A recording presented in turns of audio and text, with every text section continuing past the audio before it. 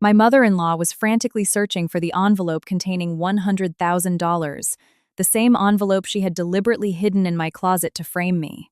I leaned in close and whispered softly into her ear. All the color instantly drained from her face. What a shame, Eleanor. I already moved the money, right into your VIP guest's handbag. And in just a few minutes, when that bag gets knocked over and spills its contents all over the floor, well, let's just say the real show is about to begin. The morning quiet of the dining room was broken by the clinking of a silver spoon against porcelain. Claire set a steaming mug of dark roast coffee in front of her husband Michael, who was hurriedly adjusting his silk tie. The rich aroma of crispy bacon and buttered hash browns wafted from the kitchen.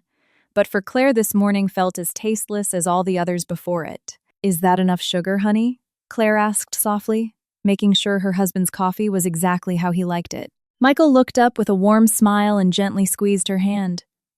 "Yes, babe, it's perfect. Thank you." "Wow, that bacon smells amazing. I'm starving." Before Claire could return his smile, a loud theatrical cough echoed from the grand staircase. Eleanor, her mother-in-law, descended in a luxurious champagne-colored silk lounging robe. Though lightly made up, her face bore a permanent look of dissatisfaction. Her sharp eyes immediately scanned the dining table with obvious disdain. "Greasy diner food," again Eleanor muttered aggressively, pulling out a heavy mahogany dining chair and making a grating noise against the hardwood floor. "Michael has a sensitive stomach. If you just feed him bacon grease and heavy carbs first thing in the morning, he's going to be sluggish." Eleanor crossed her arms. "You've been married to my son for 2 years. Have you still not grasped how we eat in Greenwich breakfast in this house? Is avocado on grain toast, fresh berries, and a kale smoothie. Not this, working-class Midwest diner food."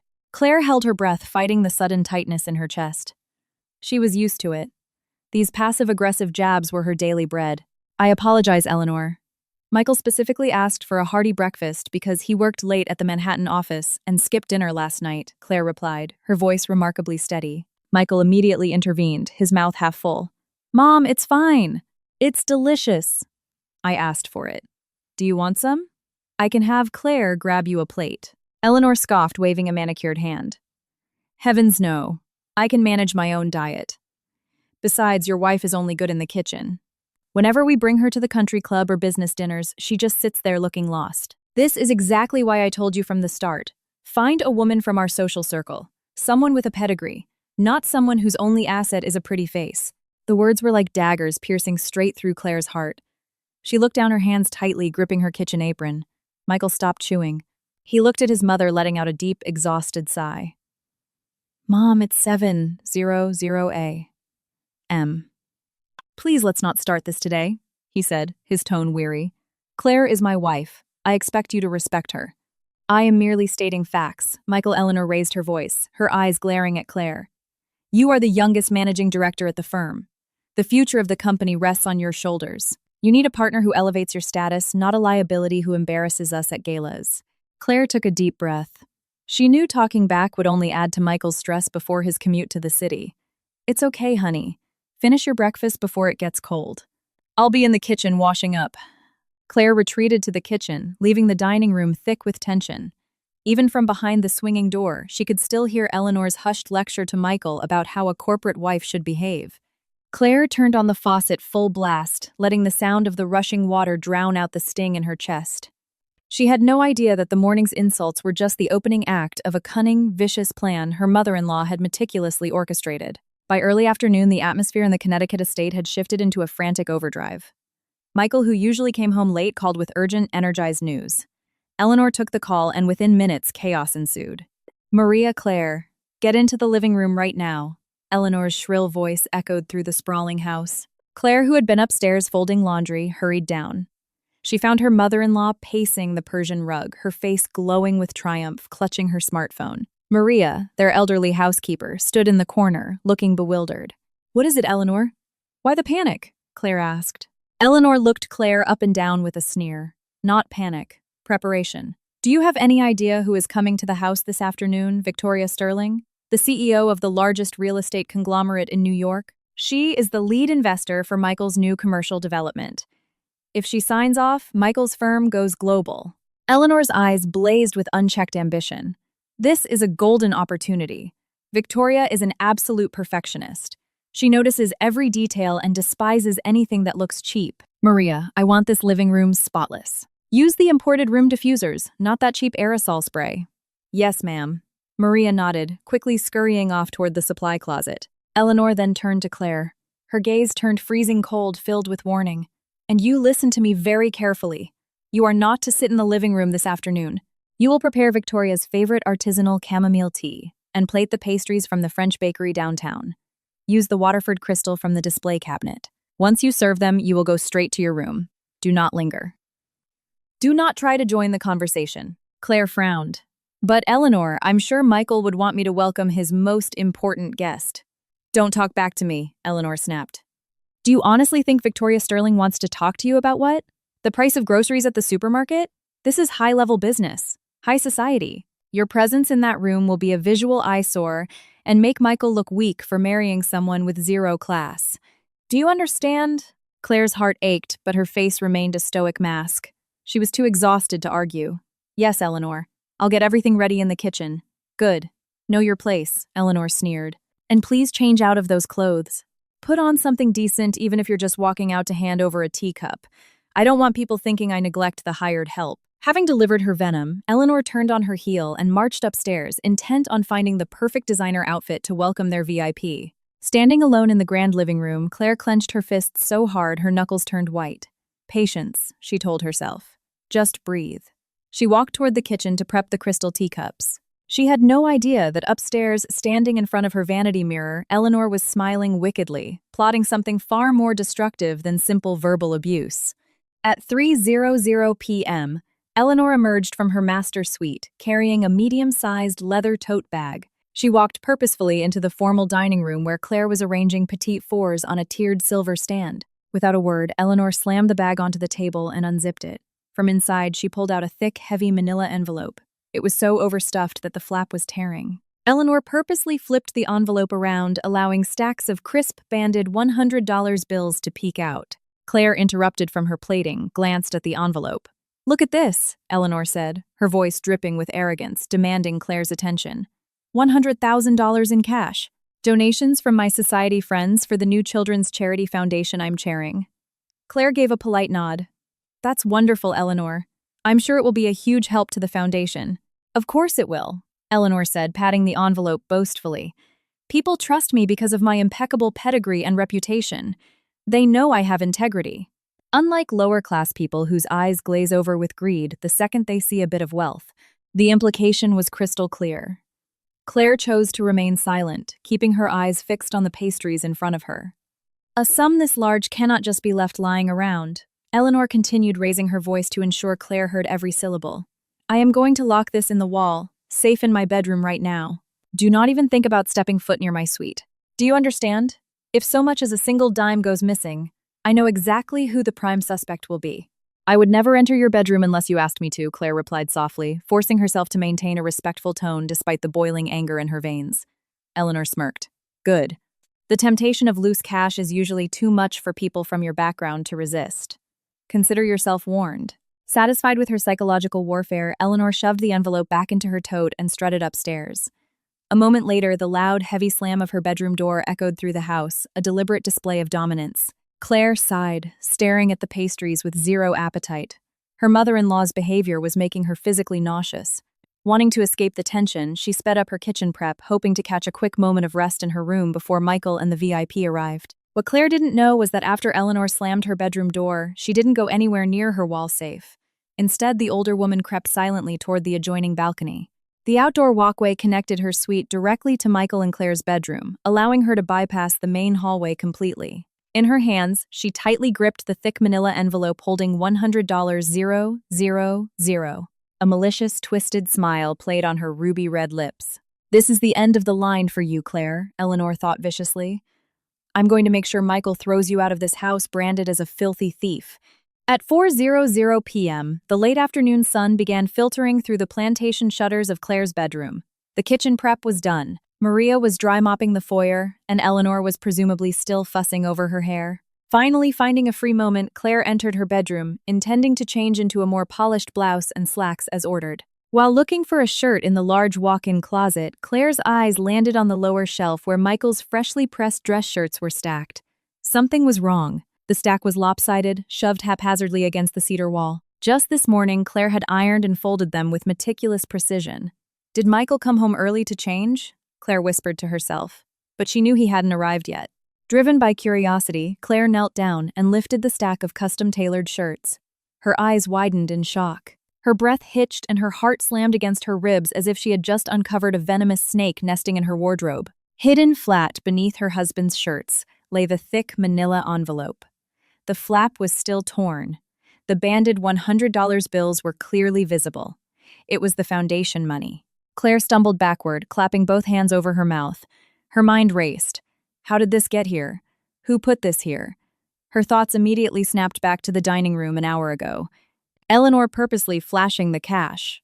Eleanor threatening her. Eleanor calling her a desperate, greedy girl who couldn't resist temptation. Like a jigsaw puzzle locking violently into place, Claire saw the terrifying scenario mapped out before her. "It's a frame-up," her mind screamed. "She planted the money in my closet." She analyzed the trap. The money was hidden under Michael's clothes, not hers. Why? To make it look like a panicked, rushed hiding job. If Eleanor demanded a search of the room later, the chaotic placement would make Claire look overwhelmingly guilty. Or worse, Eleanor wanted Michael himself to find it when he went to grab a shirt, making him feel betrayed by his own wife. Claire began to tremble.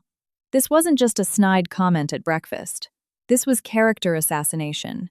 It was a felony frame-up designed to destroy her life. If this money were found in her room, no one would believe her. Even Michael, no matter how much he loved her, would doubt her when faced with the physical evidence of $100, 000, hidden in his own closet. Especially with an elite guest like Victoria Sterling present. Claire's working-class background would immediately convict her in the court of high society. She would be divorced, humiliated, and quite possibly sent to federal prison. A cold sweat broke out across her forehead. Her first instinct was to grab the money, run to Eleanor's suite, throw it in her face, and scream. "Don't be stupid, Claire," her survival instinct kicked in. If she confronted Eleanor now, the older woman would simply scream for help, claiming she had caught Claire red-handed trying to return the stolen cash out of guilt. Eleanor would spin the narrative perfectly. What were her options? Throw it in the trash, sneak it outside. There wasn't enough time. Victoria and Michael could walk through the front door at any second. If she were caught wandering the halls with a massive envelope of cash, she was dead. Claire stared at the manila envelope. And in the center of her spiraling panic, a strange, absolute stillness washed over her mind. Her hands stopped shaking. The terror evaporated, replaced by an ice-cold surgical rage. For 2 years, she had kept her mouth shut. For 2 years, she had absorbed every insult, every sneer, just to keep the peace for Michael's sake. But this was an attempt to obliterate her existence. Her mother-in-law had crossed the point of no return. If Eleanor wants to play dirty, Claire thought, I will show her how to win the game without leaving a single fingerprint. Claire took a slow, deep breath and let it out. Her panic vanished entirely. Her expression smoothed out, becoming as placid as a quiet lake, one that hid terrifying, deadly depths underneath. She knelt, reached out and pulled the heavy envelope from under the shirts. $100,000 felt incredibly heavy, the exact weight of a lie meant to bury her. "You want to play a game?" Eleanor Claire whispered, her voice devoid of warmth. In the silent room, the corner of her mouth ticked upward into a dark, calculating smile she had never shown anyone in this house. "Let's see who ends up crying today." Claire scanned the room. She couldn't hide it anywhere else in the bedroom. Eleanor would undoubtedly demand a top-to-bottom search. She couldn't hide it in the kitchen or living room. The risk of Maria finding it was too high. Her eyes darted to the heavy navy blue canvas apron she had hung on the back of the bedroom door. It was a thick, professional-grade apron with 2 massive deep front pockets. Without hesitation, Claire slightly folded the thick envelope to condense its width, then slid it deep into the right pocket of the apron. The pocket swallowed it perfectly. Because the canvas was thick and dark, there was no visible bulge as long as she stood up straight and didn't make jerky movements. She quickly changed into a crisp white blouse and tailored slacks. She brushed her hair, applied a light layer of fresh makeup to look perfectly composed, and slipped the navy blue apron back on.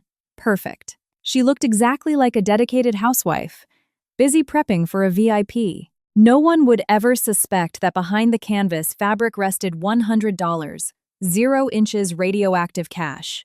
Ding dong. The sharp chime of the doorbell echoed through the sprawling house. From her bedroom window, Claire heard the low purr of a luxury town car idling in the driveway. Downstairs, Eleanor's frantic footsteps pounded against the hardwood. followed by her shrill barking. Maria, Maria, open the door. They're here. Oh my God. Does my hair look okay? Claire stared at her reflection in the full-length mirror.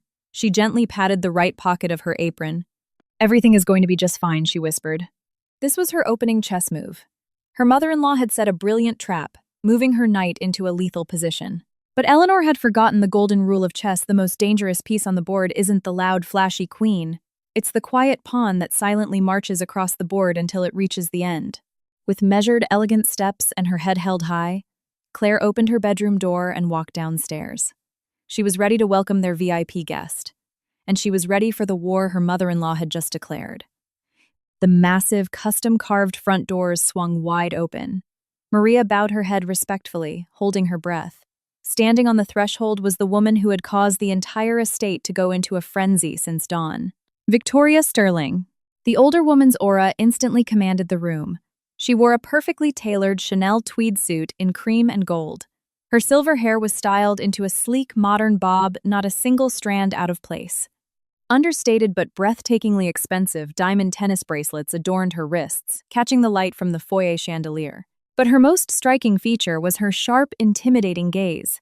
It was the look of an apex predator in the corporate world, a woman who suffered no fools. Behind her, a uniformed driver set down a few small hostess gifts before nodding and returning to the Mercedes Maybach. Good afternoon, Victoria. It is an absolute honor to have you in our humble home. Eleanor gushed, her voice pitching an octave higher. She practically ran across the foyer, arms wide open, as if greeting a lifelong friend, despite having only met Victoria twice at charity galas. Eleanor's demeanor had pulled a total 180. The vicious, sneering monster who berated Claire was gone, replaced by a sickeningly sweet, fawning society hostess. Victoria accepted Eleanor's hand with a tight, polite, but distant smile. Good afternoon, Eleanor. Apologies for arriving a bit early. Traffic out of Manhattan was unusually light. Oh, nonsense. We are thrilled you're early. Please come right in. Make yourself comfortable in the living room. Eleanor gestured grandly toward the plush, cream-colored leather sofas in the formal sitting area. As Victoria walked toward the sofa, Claire, standing quietly by a marble pillar, noticed a crucial detail. Draped casually over Victoria's left arm was an authentic black Hermes Birkin bag with gold hardware. The ultra-luxury bag worth tens of thousands of dollars was unclasped. The top flap was slightly open, revealing a large designer wallet and a tortoiseshell sunglass case inside. Victoria sat down with poised grace and placed the Birkin bag right next to her on the sofa cushion. The placement was highly strategic. Is Michael not here yet? Victoria asked, her sharp eyes scanning the overly perfumed room. Oh, he's just pulling into the neighborhood, Victoria. Eleanor chuckled nervously, trying to cover for her son. He called just a moment ago. 5 minutes away. You know how these young executives are practically living at the office. Eleanor then noticed Claire standing by the pillar. Eleanor's smile turned brittle for a fraction of a second before she forced it back into place. This is my daughter-in-law, Claire Eleanor said dismissively. Claire, say hello to Victoria. Then run along to the kitchen, dear, and bring out the special chamomile tea for our guest. Claire stepped forward gracefully. She offered a warm, genuine, and highly professional smile. Good afternoon, Miss Sterling. Welcome to our home. Victoria looked Claire up and down. Unlike Eleanor's gaze, Victoria's wasn't mocking. It was analytical. She took in Claire's neat attire, her understated makeup, and most importantly, her calm, unbothered posture. Good afternoon, Claire. Thank you. I'll go to the kitchen to bring out the refreshments, Miss Sterling, Claire said smoothly. Without waiting for Eleanor's inevitable sarcastic dismissal, she turned and walked toward the kitchen. Her right hand rested casually inside the deep pocket of her navy apron, feeling the rough texture of the manila envelope. Her heart beat a little faster, but her steps were measured and confident. The game was afoot. In the kitchen, Claire moved with precision. She pulled the Waterford crystal cups from the glass cabinets. She carefully poured boiling water into a crystal carafe filled with dried, artisanal chamomile flowers. The soothing floral scent immediately filled the kitchen, a stark contrast to the hurricane raging inside her chest. From the living room, she could hear the muffled sounds of conversation. More accurately, she heard Eleanor's voice dominating the room, bragging excessively about Michael's brilliance and how lucky Victoria would be to partner with him. Victoria only offered clipped one-word responses. It was obvious the high-powered CEO was already growing annoyed by Eleanor's cheap flattery. Suddenly, frantic footsteps approached the kitchen. Eleanor appeared from around the corner out of sight of the guest. Her sickeningly sweet face morphed instantly into a mask of pure malice as she glared at Claire. What is taking you so long? It's just boiling water, Eleanor hissed, her eyes wild. Remember what I said. Don't embarrass me. Drop the tea on the table and get out. Eleanor took a breath, adjusting her designer blazer. I'm going to use the powder room to touch up my lipstick. And then, Eleanor intentionally dragged out the sentence, staring unblinkingly at Claire, looking for any sign of panic. I think I'll go upstairs to check my wall safe, just to make sure the charity money is secure. I suddenly have a very bad feeling. It feels like there might be a thief in this house. A sadistic smirk crept onto Eleanor's face. She was practically vibrating with excitement over her own theatrical performance, eagerly awaiting the moment she would discover the missing money. But Claire didn't give her the satisfaction. Claire's face remained a blank slate. She calmly arranged sugar cubes with silver tongs onto a serving tray.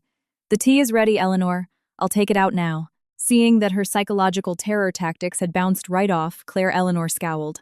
Just don't spill anything, you clumsy girl, she threatened under her breath before turning on her heel and marching down the side hallway toward the powder room, which conveniently had a back staircase leading straight to the master. Sweets. This was the window. Eleanor had left to set her explosive trap, leaving Claire completely alone with Victoria Sterling in the living room. This golden opportunity would not come twice. Claire picked up the heavy silver tray, holding the crystal carafe, 2 cups, and the tiered stand of French pastries. She walked out of the kitchen, navigating the grand living room, and approached the coffee table. Her mind was a supercomputer, rapidly calculating the variables. The distance from the glass coffee table to the sofa cushion, the exact angle of the open Birkin bag, the direction of Victoria's gaze. Everything had to be executed in a fraction of a second. Here is your chamomile tea, Miss Sterling Claire, said softly as she reached the table. Victoria, who had been staring blankly at an abstract painting on the wall, turned her head. Her previously annoyed expression softened slightly at Claire's polite demeanor. Thank you, Claire. It smells wonderful.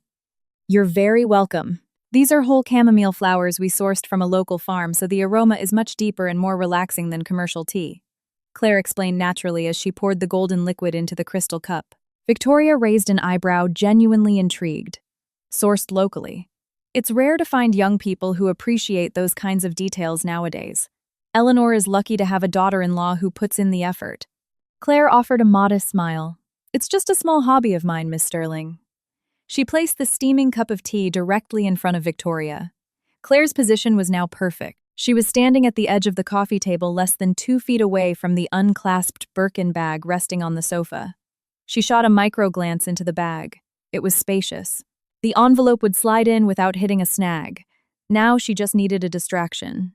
Just 1 second, where Victoria looked away. As if the universe was actively endorsing Claire's rebellion, a loud, aggressive buzzing erupted from the coffee table. Victoria's iPhone lit up, displaying the name of her chief operating officer. Victoria let out a heavy sigh, clearly irritated by the interruption. Apologies, Claire. The office never stops tracking me down. Please take your time, Miss Sterling, Claire said, taking a half step back to give the CEO privacy. Victoria picked up the phone and swiped to answer. Because the connection was slightly fuzzy, Victoria instinctively turned her body and her head toward the large bay windows on her right, facing away from the coffee table and away from her Birkin bag. She pressed a finger to her opposite ear. Hello? Yes. What do you mean the Q3 financials aren't balanced? I told you to have those revised by 5 p.m. Victoria's tone turned ruthlessly corporate, entirely absorbed in the crisis on the line. Instinct took the wheel. Claire's body moved faster than her conscious thoughts, executing a maneuver with the slick precision of a seasoned illusionist. While her left hand pretended to adjust the alignment of the pastry stand, her right hand slipped silently into the deep pocket of her navy apron. Her fingers clamped around the thick manila envelope. She leaned forward slightly as if checking the placement of a silver fork. In a blindingly fast, fluid motion, her right hand swept out of her pocket, glided directly over the opening of the black Birkin bag, and released its grip. Swoosh. Thwump. The $100,000 envelope slid flawlessly into the designer bag, landing with a soft, muffled thud against the luxurious leather bottom. Its unremarkable brown color was instantly swallowed by the dark shadows of the bag's interior. The weight of the cash caused the leather flap to sink slightly inward, hiding the envelope perfectly from view. Claire's right hand snapped back to the table, smoothly adjusting a linen napkin. She wasn't panting. She wasn't sweating. She swallowed once, feeling her heart hammering against her ribs, but on the outside she was a statue of utter serenity. It was done. A flawless execution. Victoria angrily ended her call and tossed her iPhone back onto the table. She turned back to Claire, completely unaware that a ticking time bomb had just been dropped into her prized handbag. I apologize. My executives tend to lose their heads if I'm not directly babysitting them, Victoria complained, reaching for her teacup. It must be incredibly exhausting running an empire like yours, miss. Sterling Claire replied with genuine empathy, her face a mask of total composure. Please try the tea. I hope it helps take the edge off. Victoria took a sip and her eyes widened pleasantly. Excellent. Steeped perfectly. Claire bowed her head. Thank you. I'll leave you to relax. I need to check on the roast in the oven. Michael should be walking through the door any minute. Thank you, Claire, Victoria said, her tone much warmer than when she had arrived. Claire turned and walked unhurriedly back to the kitchen. The moment she passed the dividing wall out of sight of the living room, her knees buckled. She leaned heavily against the cool drywall, squeezed her eyes shut, and let out a long, shaky exhale. She had done it. The radioactive asset had been transferred. Now all she had to do was wait for her mother-in-law to detonate the stage she had built for herself. 2 minutes passed. Claire was washing her hands in the sink when the pristine quiet of the Connecticut estate was shattered by a blood-curdling scream. No, oh my God, my money, the charity money is gone, the shriek echoed from the second floor. The voice was ragged, piercing, and incredibly overly dramatic. It was Eleanor. Claire calmly turned off the faucet. The corner of her mouth twitched into an icy smirk. Showtime, she thought. She grabbed a dish towel, dried her hands, and jogged toward the living room, pasting a look of frantic concern across her face.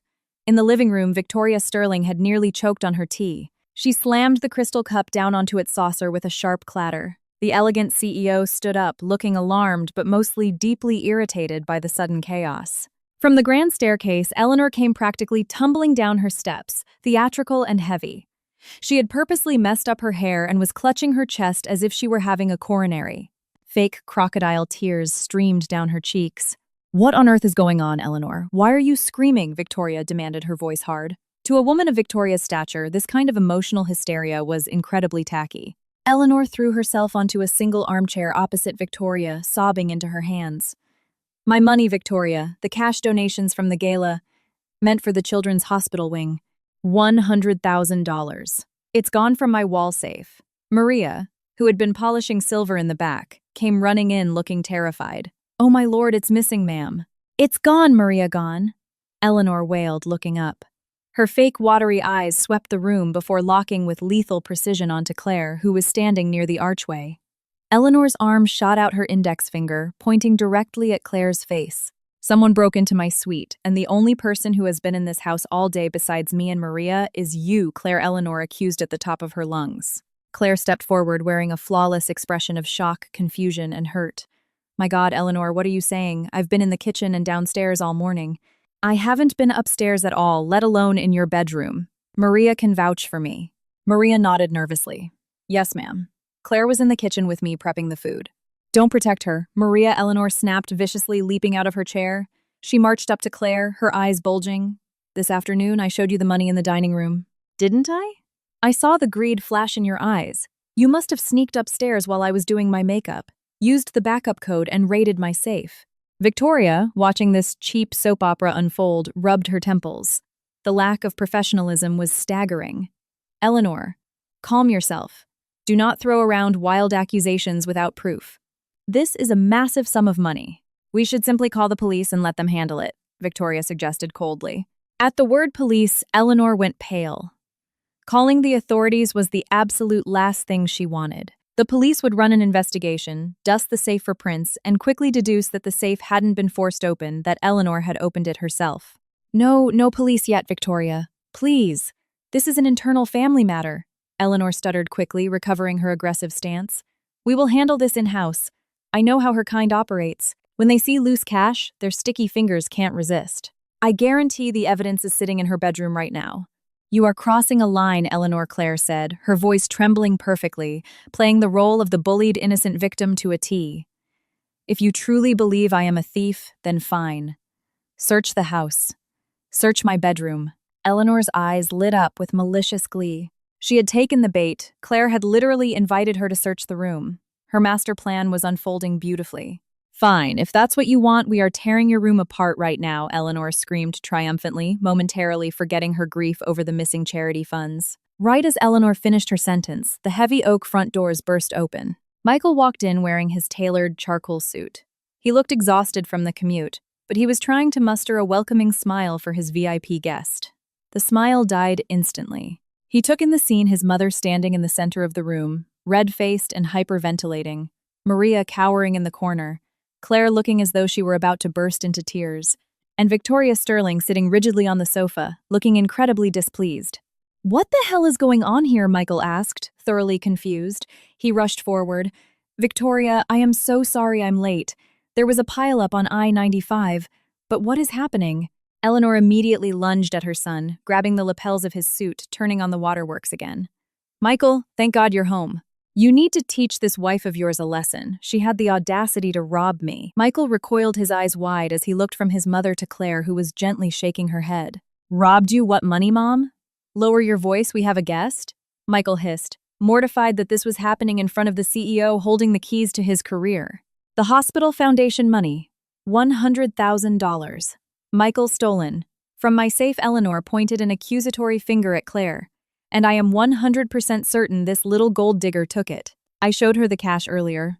You need to wake up, Michael. Your wife is a parasite." "Enough, Mom!" Michael roared. His voice shook the crystal chandelier. His patience had finally snapped. He knew his mother was elitist and disliked Claire, but calling his wife a felon in front of his most vital business partner was an unforgivable offense. "Claire would never do that. She is my wife. I provide everything she could ever need. Why would she steal charity money?" Michael defended her, fiercely walking over to Claire and wrapping a protective arm around her shoulders. Claire looked down, hiding a triumphant smile behind her hair. Michael's fierce defense was a deliciously sweet bonus. Eleanor scoffed, putting her hands on her hips, challenging her son. "You are completely blinded by her, Michael. When someone is born in the gutter, they can never be satisfied. If you truly believe she is innocent, prove it. Do you have the guts to march upstairs and search her closet right now?" The challenge was issued loudly, ensuring Victoria heard it. Eleanor was backing Michael into a corner. If he refused, he looked like he was harboring a thief. If he agreed, he would be the one to find the cash in their own bedroom. It was in Eleanor's mind a foolproof trap. Michael looked at Claire, his eyes searching for reassurance. Honey, Claire interrupted, her voice crystal clear and unwavering, looking directly into her husband's eyes. "I did not take a single cent from your mother. If searching our room is the only way to clear my name and prove her wrong, then let's go upstairs right now. Maria, please come with us as a witness." "Fine. Let's go see who ends up crying," Eleanor yelled, energized. Michael's jaw clenched tight. He looked at Victoria Sterling with deep humiliation. "Victoria, I am so incredibly sorry for this unprofessional disruption. Please give us 5 minutes to resolve this family misunderstanding." Victoria simply crossed her legs, her expression unreadable. "Take your time, Michael. Sort out your domestic issues. Frankly, I'm very interested to see who exactly is playing games in this house." Victoria's words carried a sharp double meaning, but Eleanor was too blinded by her impending victory to notice. "Follow me," Eleanor ordered, marching toward the staircase like a general ready to claim the spoils of war. Michael grabbed Claire's hand tightly, leading her up the stairs. Maria followed timidly behind. Claire walked silently, gently squeezing her husband's hand to offer fake comfort. Her eyes were locked onto the back of her mother-in-law's head. Yes, Eleanor Claire thought coldly. Let's see who ends up crying. Let's see who loses everything today. Downstairs in the quiet living room, Victoria shifted her weight on the sofa. As she did, her elbow accidentally bumped her Birkin bag. The bag shifted, making a heavy, muffled thud against the leather cushions weighed down by the thick manila envelope nestled deep inside. The heavy stomping on the hardwood stairs broke the tension in the second-floor hallway. Eleanor led the charge, her chin held high, her steps rapid and aggressive. She looked like an executioner, eager to pull the lever. Behind her, Michael held Claire's hand, his face a mask of restrained fury. Eleanor violently shoved open the door to the master suite, the brass knob slamming into the drywall. The room was immaculate. The bed was perfectly made, the pillows arranged symmetrically, and the faint scent of lavender lingered in the air. But to Eleanor, this cleanliness was just a facade, covering her daughter-in-law's rot. "Let's start right here," Eleanor declared loudly, making sure her voice carried downstairs. She marched straight toward the massive walk-in closet. Michael stood in the doorway, his jaw tight.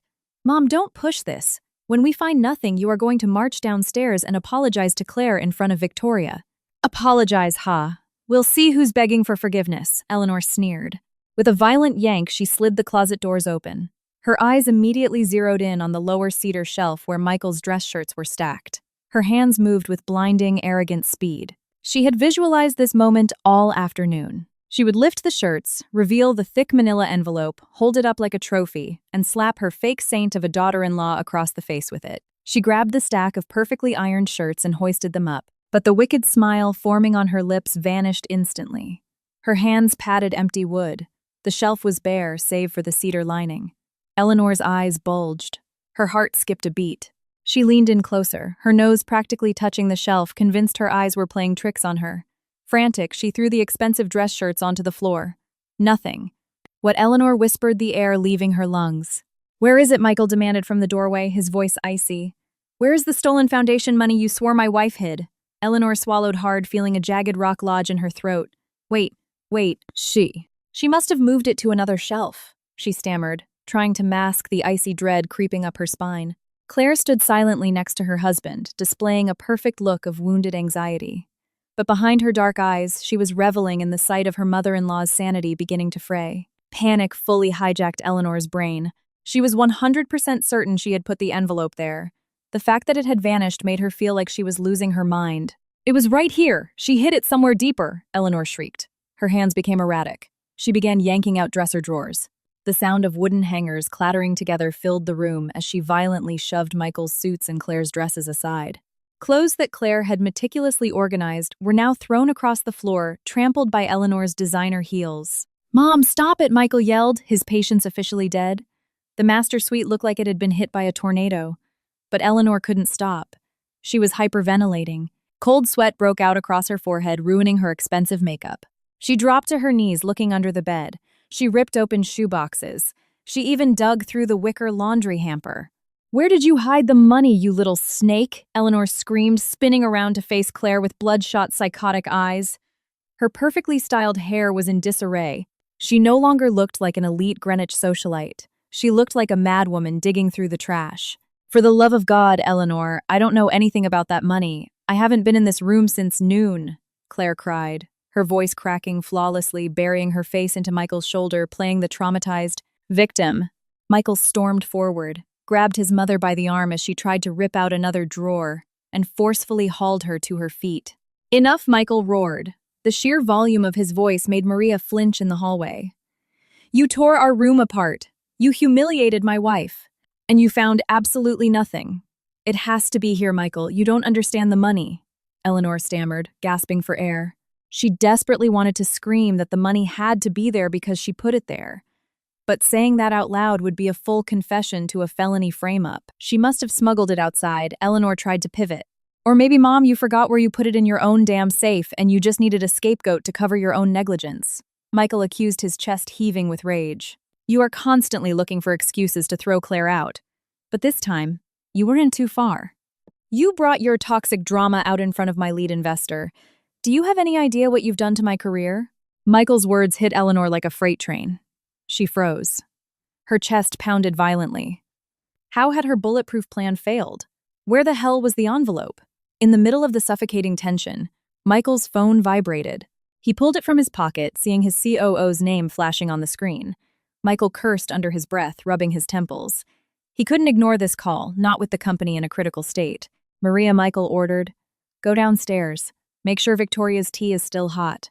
Tell her I am so sorry, but I have an emergency call from the office, and I will be down in 2 minutes." "Right away, sir," Maria squeaked, turning and practically running down the stairs. Michael glared at his mother. "Don't touch another thing in this room. We are having a serious conversation the second Victoria leaves." He turned to Claire, his eyes softening. "Babe, I'm going to take this call on the balcony. Stay here." "Okay, honey." Claire nodded meekly. Michael stepped out, pulling the heavy glass balcony door shut behind him to block the noise.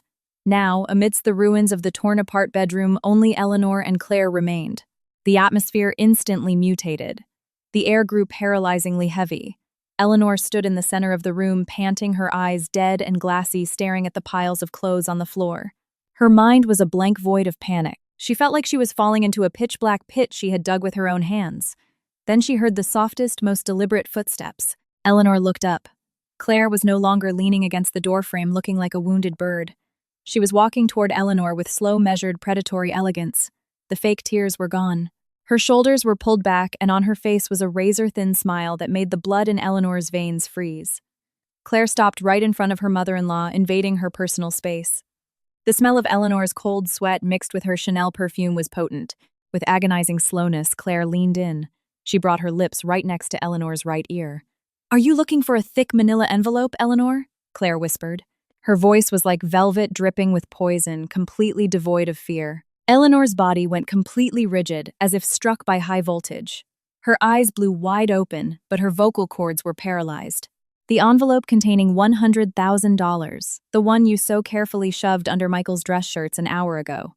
Claire continued her lethal whisper. "What a shame, Eleanor. Your execution was a bit sloppy." Eleanor pulled her head back, staring at Claire with an indescribable primal terror. Her lips trembled. You knew," she stammered. Claire's smile widened.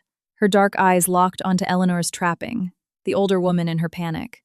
"Of course I knew. I organize this closet every single day. Did you honestly think I wouldn't notice a piece of trash smuggled into my husband's wardrobe? But don't worry, Eleanor. Because your reputation is so important to me, I made sure the money was safe. I moved it out of this room," where Eleanor wheezed, hugging her own arms in terror. If Claire threw it in the trash or hid it in the pantry, there was still a chance she could recover it. Claire tilted her head, savoring the absolute destruction of her mother-in-law's psyche. "I put it in the safest place possible, Eleanor. A place you can never touch. And certainly a place you can never, ever search," Claire said evenly, enunciating every word for maximum impact. "I slipped it right inside Victoria Sterling's open Birkin bag down in the living room.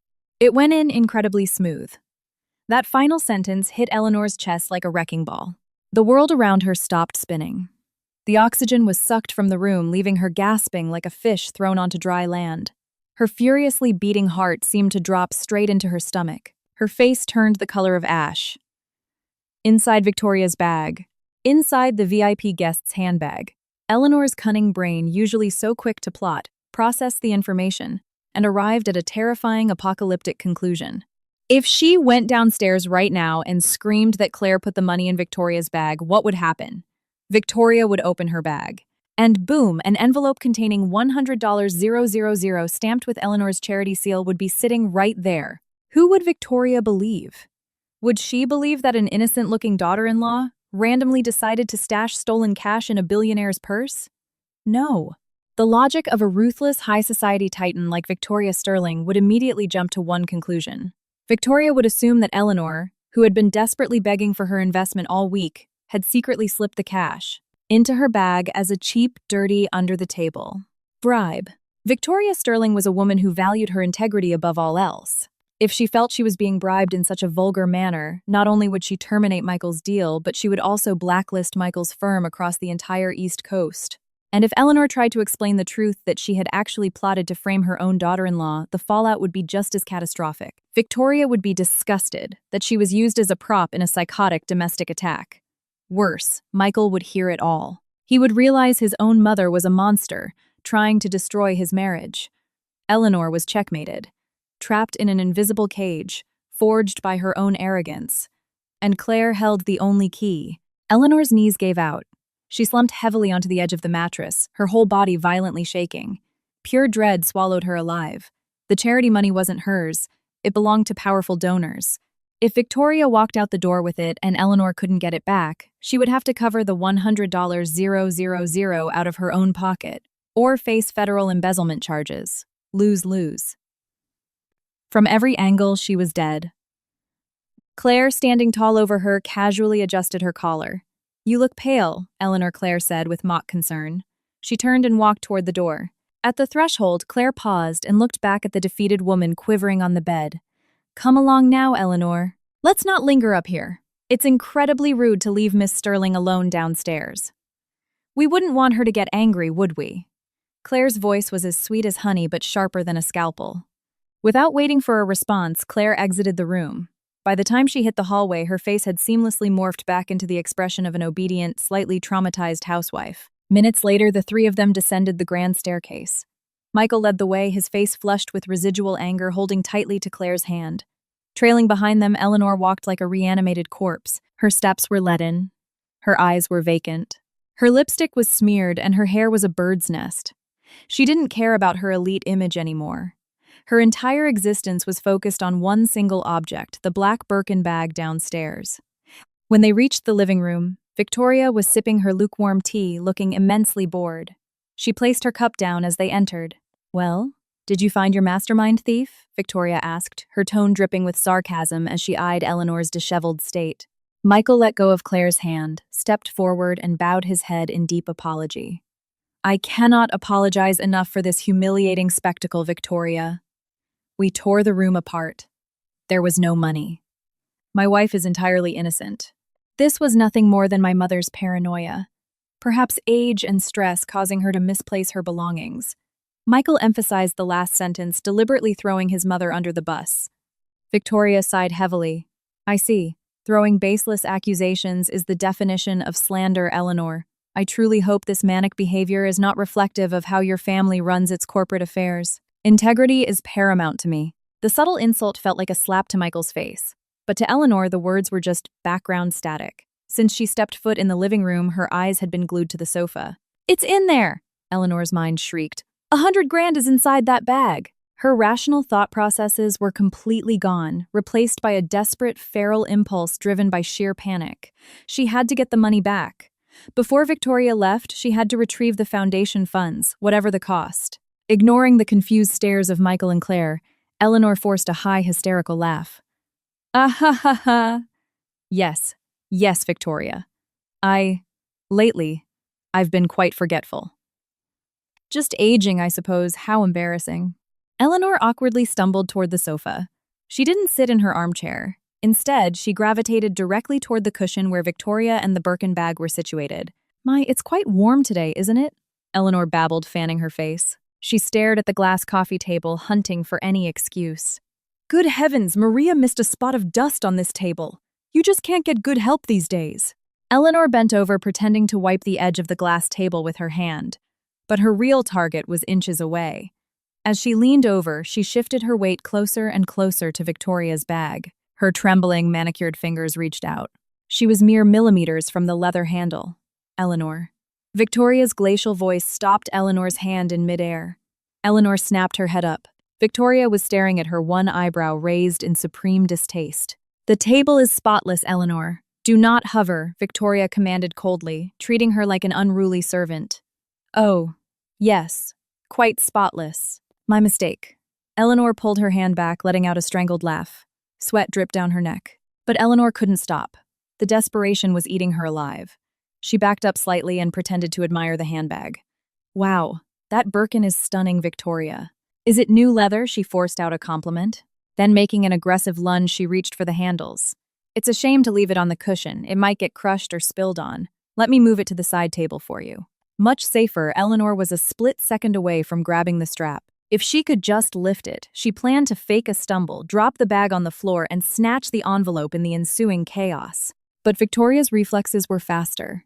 Snatching the bag away before Eleanor's fingers could make contact, Victoria placed the heavy Birkin squarely onto her own lap. Victoria's face morphed from annoyed to openly hostile. To a woman of her status, her personal belongings were sacred. "Do not touch my things, Eleanor," Victoria snapped, her voice cracking like a whip. "I prefer to keep my bag with me. It contains sensitive corporate documents." Victoria glared at Eleanor with deep suspicion. "Furthermore, your behavior is incredibly erratic. First, you are screaming about a robbery, and now you are aggressively trying to handle my purse.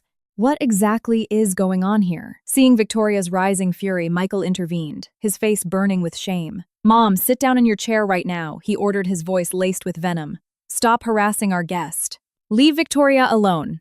Eleanor stumbled backward, her face ashen. She collapsed into her armchair across the table, staring at the Birkin on Victoria's lap with a look of absolute hollow despair. From the corner of the room, Claire stood poised, holding the carafe of chamomile tea. She stepped forward gracefully, a faint, polite smile on her lips. "Allow me to pour you a fresh cup, Miss Sterling. I have a feeling this meeting might take a while longer." Claire offered soothingly, acting as if the bizarre interaction hadn't just occurred. Victoria looked up at Claire, and for the first time all afternoon, her rigid posture relaxed slightly. She gave a slow nod. Thank you, Claire. It is refreshing to know at least one person in this house has some decorum. Claire poured the tea with practiced elegance. As she did, her eyes flicked over to her mother-in-law. Eleanor was shivering silently in her chair, forced to sit and watch her own impending doom. The grandfather clock in the hall ticked steadily, the only normal sound in the suffocating room. Michael desperately tried to pivot the conversation back to the commercial real estate pitch, but his voice was strained. Across from him, Victoria listened with an icy, detached expression, her Birkin bag back on the cushion beside her. And across from them both, Eleanor sat like an inmate on death row, waiting for the executioner. Her eyes never left the black bag. Her brain scrambled wildly. How? How do I get it out without her seeing? So, the projected return on investment is roughly 18 months, Victoria, Michael said, sweating as he tried to maintain professionalism. Victoria nodded slowly. The numbers are sound. But as I mentioned earlier, Michael business is not just about spreadsheets. It is about the people you partner with. Integrity. Victoria heavily emphasized the word shooting, a side eye at Eleanor, who immediately flinched. At the word integrity, Eleanor's frayed nerves finally snapped. She needed a massive distraction. Now. Ah! Eleanor cried out, faking a violent spasm and cutting off the business pitch. She grabbed her head. My head! Oh, the room is spinning. Michael groaned inwardly. Mom, if you're unwell, please just go upstairs and rest. No, I'm fine. It must be the shock of the robbery. Eleanor forced herself to stand up. She intentionally let her legs wobble. I just need my medication, Michael. Be a dear and fetch my pillbox from the credenza behind the sofa. To avoid any more embarrassing outbursts, Michael stood up, turned his back to the coffee table, and walked toward the credenza. This was it. Michael's back was turned. Claire was by the archway. Eleanor moved. Instead of going upstairs, she lunged toward the glass coffee table right in front of Victoria. Her plan: pretend to reach for a glass of water, intentionally trip over the edge of the Persian rug, crash into the sofa, and knock the Birkin over. But because her legs were actually trembling from genuine terror, and because she was hyper-fixated on the bag instead of her feet, the stiletto heel of her Louboutin truly did catch on the thick threading of the rug. She lost her balance for real. Ah! Eleanor shrieked as her center of gravity vanished. Crash! A deafening noise shattered the room. Eleanor's body slammed violently into the edge of the glass coffee table. The crystal carafe and teacups shattered instantly, sending hot tea soaking into the priceless rug.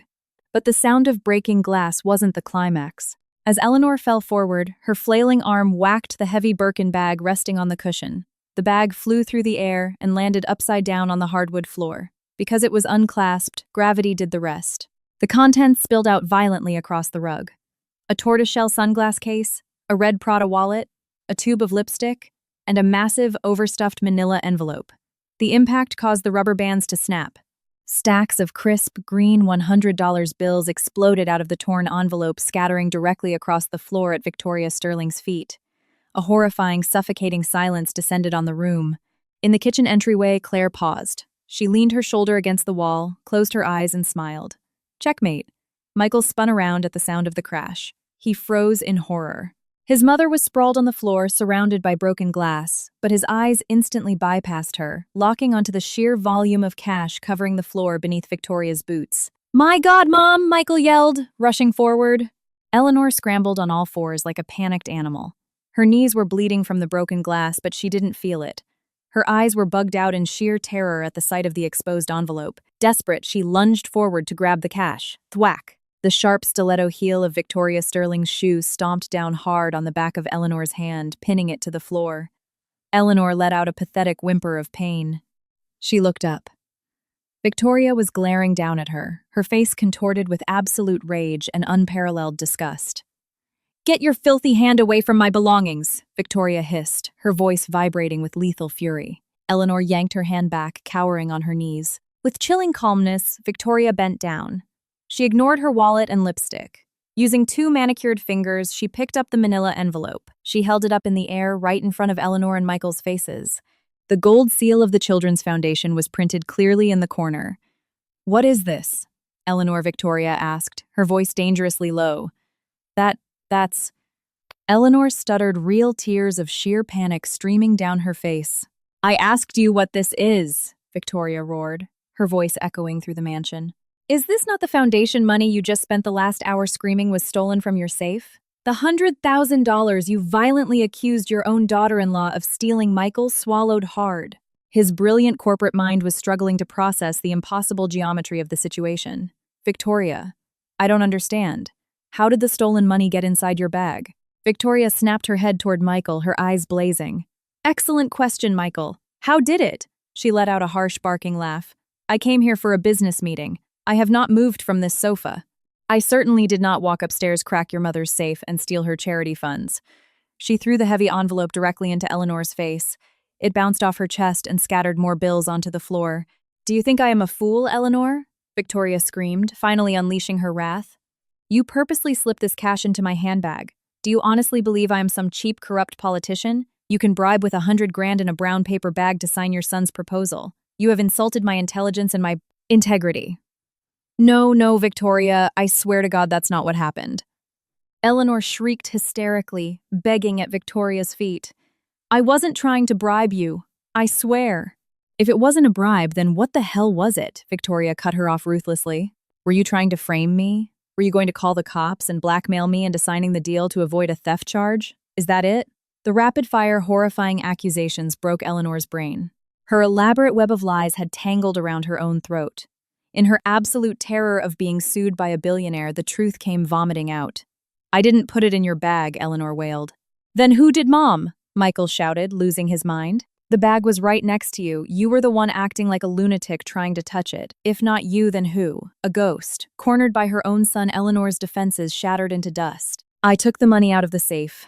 Michael, I took it, Eleanor sobbed, slamming her fists in frustration. But I swear to God I didn't put it in Victoria's bag. I put the money in Claire's closet under your dress shirts. That's where I hid it.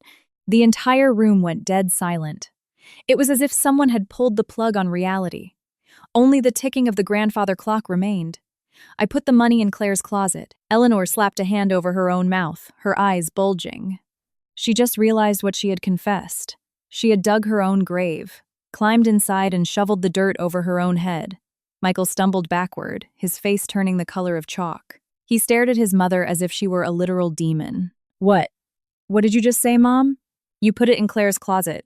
Under my clothes, his sharp mind instantly connected every single dot.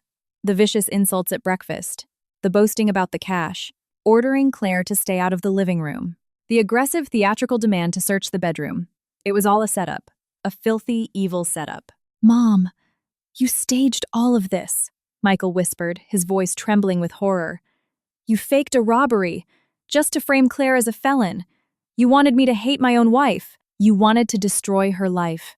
Eleanor shook her head, frantically, reaching out. Michael, baby, I did it for your own good. That working-class girl is a parasite. She doesn't belong with us. Michael violently swatted his mother's hands away. Don't touch me, he roared, his voice cracking with rage, shame, and agony. You are sick. You are a criminal. On the other side of the coffee table, Victoria Sterling watched the fallout with utter revulsion. What a spectacular freak show, Victoria said, her voice dripping with venom. So you staged a felony to frame your own daughter-in-law, Eleanor. That is the work of a deeply disturbed, evil woman. Victoria paused, looking at the cash on the floor. But the question remains. If you hid it in her closet, how did this dirty money end up in my purse? Victoria let out a cold sigh. It doesn't matter.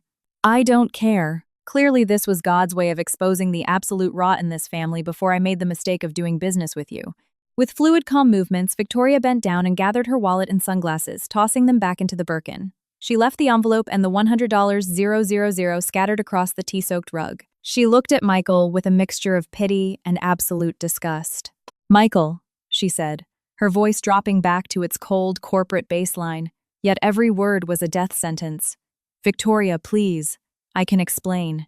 Victoria held up a hand, silencing him. To me, a business is a reflection of the character of its leadership. How can I possibly entrust hundreds of millions of dollars to a man who is so blind he cannot even see the cancerous corruption inside his own home? If your own mother is capable of staging federal crimes to destroy her family, who is to say you wouldn't do the same to defraud my investors? Victoria slung the Birkin over her arm. Our investment deal is officially terminated. And you can rest assured, Michael, I will be sharing this horrifying anecdote with every single executive on Wall Street. Eleanor screamed and lunged for Victoria's legs, begging, but Victoria effortlessly stepped around her and walked briskly toward the front door. "Clean up your house, Michael. Good afternoon." The heavy oak doors slammed shut. Victoria Sterling was gone, taking the future of Michael's company and the family's entire reputation with her. Michael stood frozen like a statue. Everything he had worked for had been incinerated in 10 minutes, destroyed by the hateful arrogance of his own mother. From the archway, Claire finally stepped into the room. Her face was a masterpiece of shock, with fresh tears welling in her eyes. "Honey," Claire said, her voice trembling perfectly. "Is it true, Eleanor? She really tried to frame me. She wanted to send me to prison." Those words were the final hammer blow that broke Michael. He turned to his wife, the woman who had quietly served him, who had endured his mother's endless abuse without complaint. A tidal wave of guilt and regret crashed over him. Ignoring his mother wailing on the floor, Michael rushed to Claire, pulling her into a crushing embrace, burying his face in her shoulder. "I am so sorry, babe." "I am so sorry, Michael," sobbed his rigid corporate armor, completely broken. "I was a blind idiot. I failed to protect you. I swear to you, from this moment on, no one will ever hurt you again. Not even her. We are packing our bags and leaving this house tonight. I promise." "It's okay, honey," Claire whispered, hugging him back, playing the role of the forgiving, angelic wife.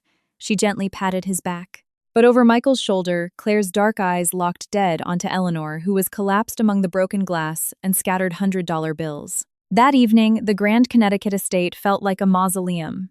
Upstairs, Michael was frantically packing their suitcases. He was absolutely resolute in leaving and had refused to speak a single word to his mother. Down in the ruined living room, Eleanor sat on the floor, staring blankly at the wall. She was clutching the torn manila envelope. She had lost everything. Her son's career, her pristine society reputation, and the love and respect of her only child. Soft, deliberate footsteps descended the staircase.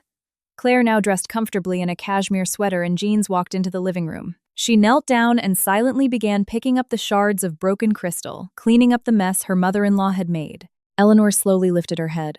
Her bloodshot eyes were filled with hatred, but beneath that there was a profound trembling terror. She finally realized she had picked a fight with the wrong woman. The daughter-in-law she thought was a stupid, passive country girl was actually a brilliant, ruthless strategist. Claire didn't need to scream. She didn't need to throw tantrums. To win, she simply redirected the trap with elegant precision and let Eleanor shovel her own grave. "You," Eleanor rasped, her voice destroyed. "You are a demon. You planned all of this. You moved the money." Claire stopped picking up the glass. She looked up, making direct eye contact with her mother-in-law.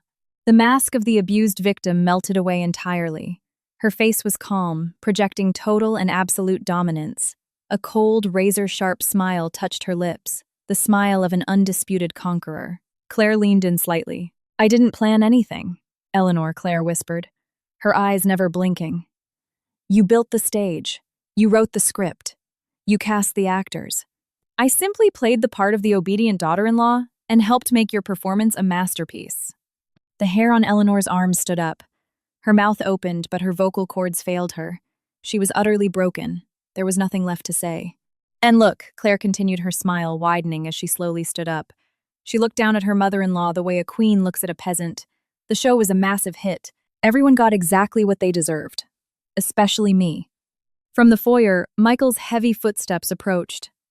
In a fraction of a second, Claire's expression shifted. The icy smirk vanished, replaced by a soft, weary, melancholic face. "Are you finished packing, babe?" Michael asked, refusing to even look in his mother's direction. Claire turned. "Yes, honey. I was just picking up the glass so no one gets cut." Michael gave her a sad, loving smile, his heart breaking at her continued kindness. He wrapped a protective arm around her shoulders. "Leave it for Maria tomorrow. Come on, the car is running. Let's go home. You never have to step foot in this house again." "Okay, honey," Claire replied obediently. Michael guided Claire toward the front door, leaving Eleanor sobbing in the dark ruins of her living room. Just before stepping out into the cool night air, Claire looked back over her shoulder. She didn't say a word. She simply gave Eleanor one slow, deliberate wink, a sweet, lethal goodbye, before walking out into her new life, leaving the old society matriarch drowning in her own destruction forever.